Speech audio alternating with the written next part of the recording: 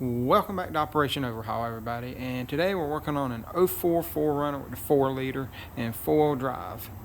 What we're going to be doing is the front differential actuator in this, so if you're interested in this repair, just stick with me and chum on. As you can see, I got the front covers off on this 4runner. That's the back cover, and that's the front cover. They're each held in with 4 13mm or 12mm bolts, sorry about that, and then they just pop right off. And the actuator is actually housed right here.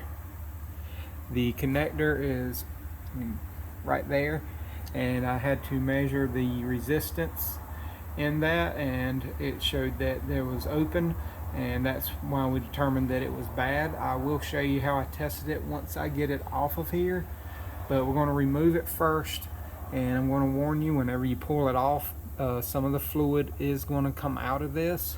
But first thing we need to do once you get the covers off is on each side you have this bolt right here and this bolt right here that attaches the two arms. You do not have to disconnect them from back here or right there, but you do need to disconnect them at this point.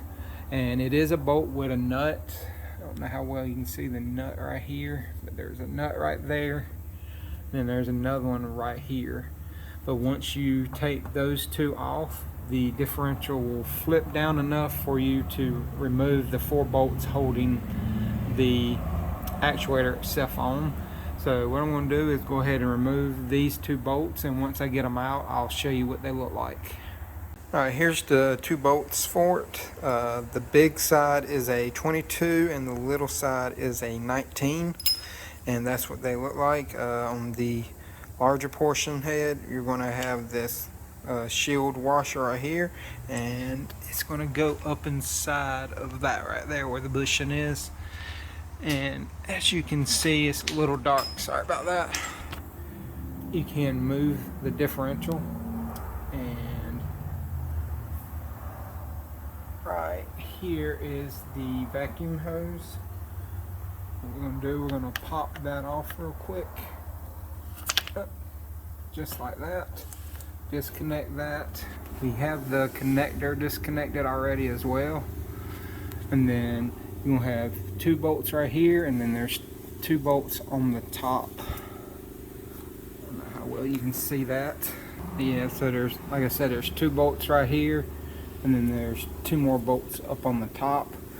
And once you break those 4 loose, you can pull it back, and you should have just enough room to rotate this and fold it out. But once you take it out, all your differential fluid is going to run out, because this is one of the lowest points of the differential except for this portion, and you're going to have to put some more fluid back in it. But the connector is right there, and here's the other end of it. You just push that tab right here in and pull it straight out. So we got the actuator out. This is it right here. Here's the vacuum line that attaches to it, and as you can see, there's red silicone all around it, and diff fluid is running out of it right there. But we're going to scrape this off right here, clean her up, and you can see the top bolt location a little bit better right there. Sorry for a shaky video, but that's what it looks like inside. But I'm going to clean this up, and it does have this pin right here, location dowel right there. Make sure that you put it back on right and make sure it's the right part. This is the actual actuator right here,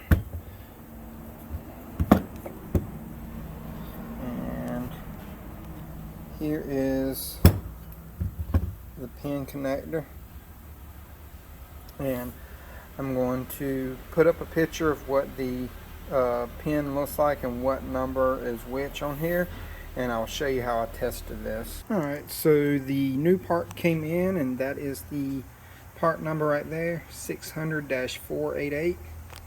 And here is the new part, and you can see how easily that moves right here. And compared to the old one, which doesn't move at all. Like it barely moves. And you can see how it's like jammed into the case a little bit. Also, you can see I cleaned off all the silicone that I could on there. We're going to dry it off right here. And we're going to put some new silicone on there and then stick it back up in there. Right here you can see that with that power steering line right there on the front, you have to go under it, and you can kind of see it in the back, and go all the way through and get you a long extension. You can get through those two top bolts. Sorry. As you can see in there, if I can get it to focus.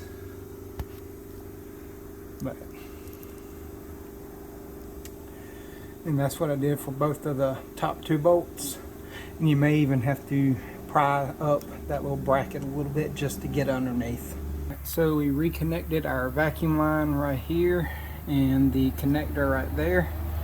And all we have left to do is to put these two long bolts back in and fill up the differential. But make sure you put these on first because it's going to level out the differential. But we use the red silicone. As you can see, I got it everywhere trying to put it back up in there. But we can wipe that off after we get everything to make sure that it's actually working and everything. But I'm going to throw these two bolts back in right here and here, and then I'll get back to you after I fill up the front differential. And a good thing to do is make sure that you can break the fill plug, which is right there on the driver's side. Make sure you can break that loose first before you do any of this, which you can see I got it loose right there. And the drain plug is right here below the bracket on the driver's side. You got the gear oil in it, and all you have to do is just fill it up till it starts running out. And when it's just like a tiny little stream running out, you can go ahead and put the plug in, because that much overflow isn't going to hurt it.